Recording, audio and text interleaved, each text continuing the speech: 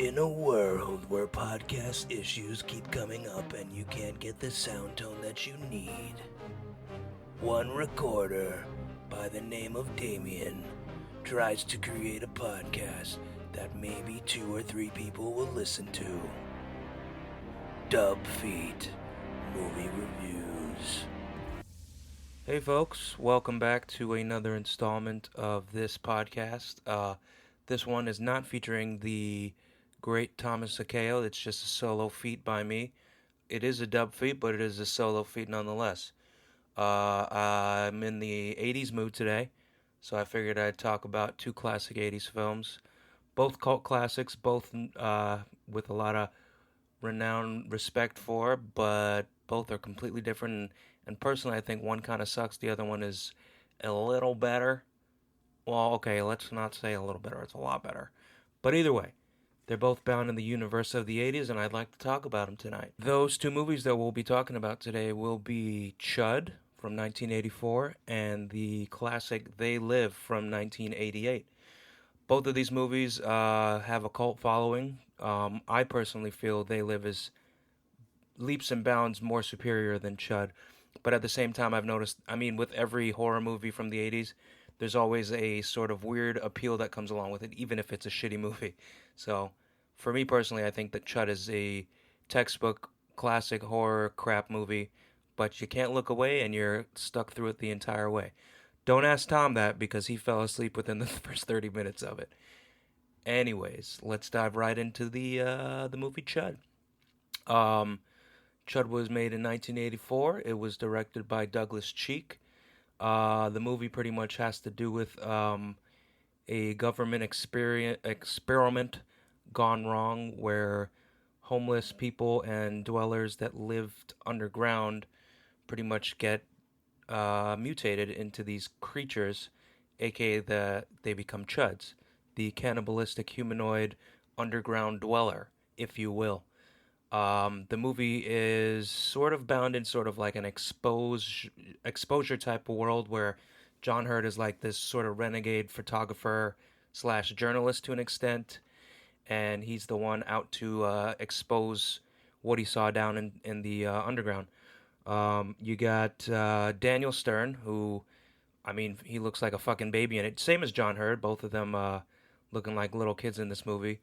But, they kind of bounce around in terms of their acting in it. John Hurt starts off kind of meh, but he gets better towards the middle and end of the movie. Daniel Stern, I don't know. I feel like he's kind of phoning it in for most of the movie, but, it was still great to see these two together sharing a screen.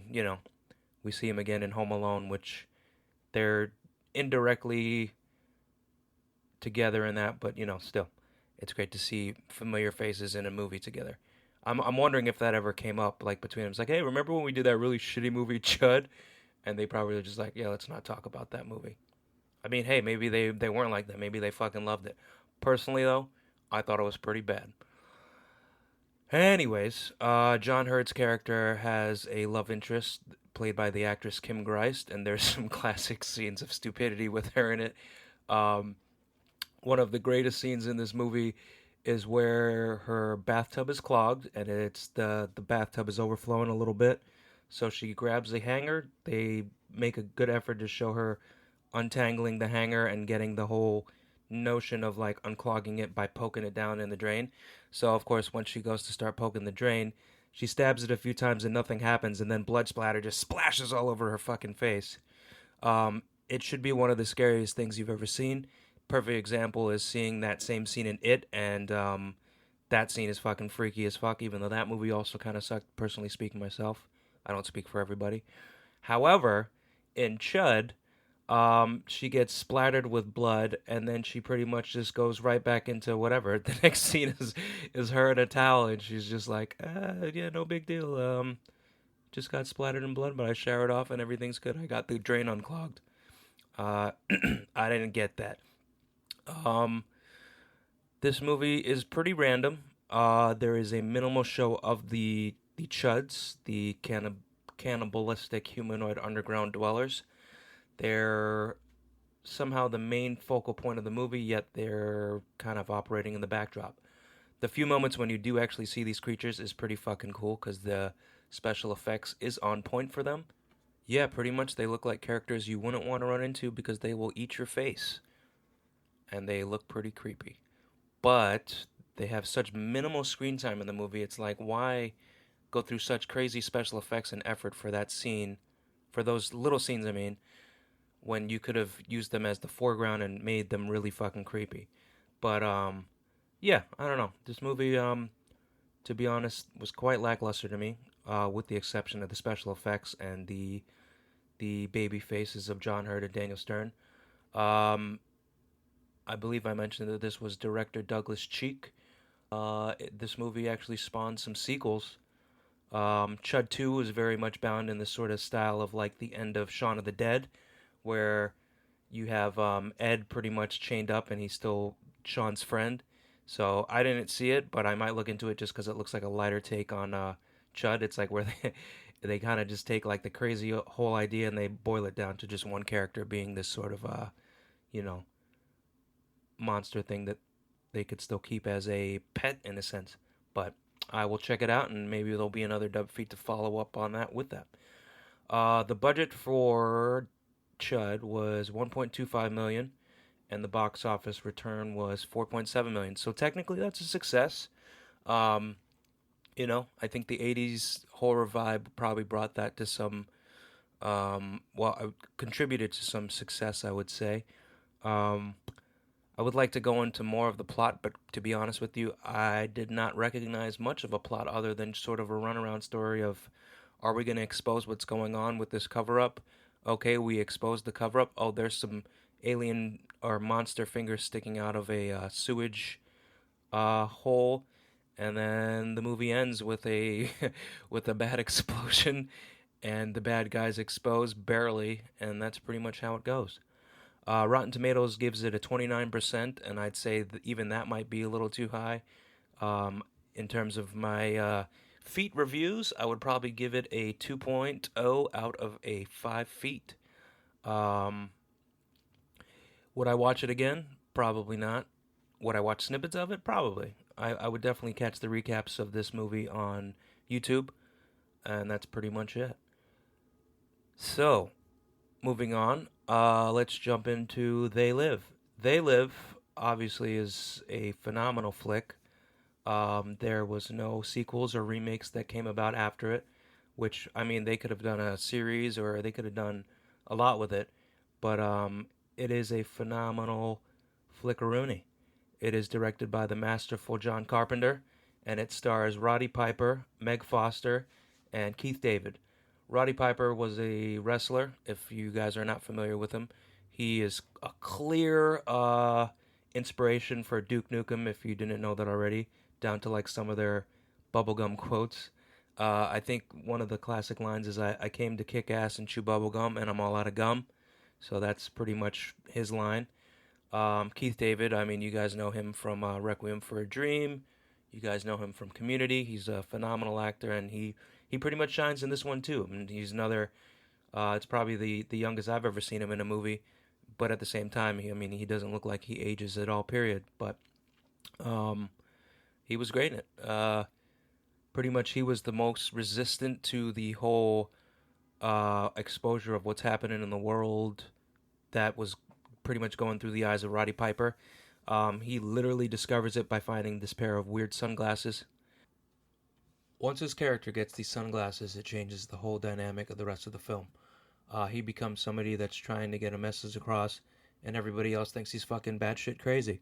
The movie continues to go on like that for a minute until after beating the shit out of Keith David and scaring the shit out of Meg Foster's character, who plays this sort of female secondary protagonist. Um, his message is finally received. They're the three pretty much survivors in the overall aftermath of exposure to these alien creatures. But yeah, they infiltrate the world, and these three are there to try to stop it. Roddy Piper definitely does a lot of damage to him. He kills so fucking many of them, and it's fucking great because he's just going around murking them out with every other fucking weapon he can get his hands on. So that is pretty dope. I mean, the obvious symbolism is corruption and capitalism taking hold on people, and this movie kind of demonstrates that literally, figuratively, and through the eyes of Roddy Piper as seeing them as fucking aliens. So, the main tagline, as many people probably know and heard and has seen everywhere, is "Obey," and that pretty much sums that fucker up. It is a phenomenal movie, and if you have not seen it, I highly recommend it. I am bashful to say that it took me way too long to see this flick, and it was one of those films that I'm like, holy shit, why did I wait so long to finally take time to watch it? Highly appreciated movie. It only had a budget of $3 million. That's pretty much a standard deal with John Carpenter whenever he makes flicks. He has a minimal budget and he has a big idea. And it's funny when I was just rereading the plot on online, and it's like if you read it as it is, it just sounds like a crazy, silly sci-fi adventure. But put this in the hands of somebody like John Carpenter, and he could run with a what could look like a simple idea or a silly idea, and he can make it into some fucking magic, which he exactly did. This movie ended up making $13 million. $13 million back in 1988. 3 million to 13 million. That's 10 million bucks off of how much the budget was. Fucking phenomenal. Rotten Tomatoes gives it a 86%, which I would say is pretty spot on. I would probably go as high as 90% if I worked for Rotten Tomatoes, but well, you know what I mean. The aggregated score of the combination, I would at least have given it a higher score in order to boost it up to 90%. But I digress. I will give you my Dubfeat score. I would say this movie gets at least a 4.2 out of 5 feet. That is a total of 4.2 out of 5 feet. Now, there are a couple overlaps between these movies, some obvious ones. They're both bound in the 80s. They both star actors that we still see today.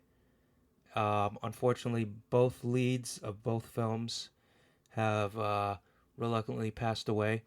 Roddy Piper passed away a while ago, and John Hurd we lost actually a few years ago. So rest in peace to those legends. They were both pretty good actors, and they stole the show when they were acknowledging a main protagonist role. So, what else brings these movies together? They they offer you a very 80s style and vibe, which is pretty obvious. I mean, that's kind of the standard thing for every 80s movie. Um, I think that about sums up these two flickaroonies, these flickadoos. I hope you guys take time to watch them. I hope you guys are listening to my nonsense. I hope that my words aren't a deterrent to make you not want to go see them. C.H.U.D was fun. It just was really, really silly, and it made very little sense. They Live was a layered cake of expression, and it wasn't just the plot. It was a statement. So, and it is a relevant statement because you could watch this movie now, and it still has the same cultural impact that I assume it had in the 80s. Um, that being said, thank you for listening once again. I hope you guys like these little quickie reviewies. I'm going to try to do more as I can, and have a good one, folks. Peace.